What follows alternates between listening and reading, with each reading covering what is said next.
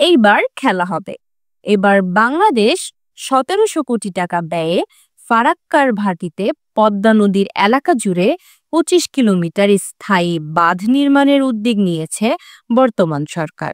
আগামী বর্ষা মৌসুমের আগেই প্রকল্পের চূড়ান্ত অনুমোদন পেতে বাকি।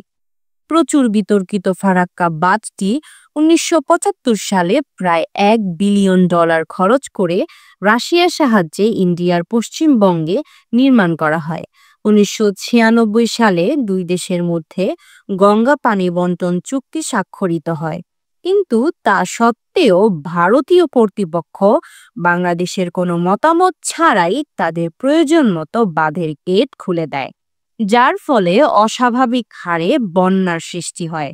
অন্যদিকে খরার সময় পানি আটকে রাখার কারণে পদ্মার বুকে জেগে উঠেছে চর।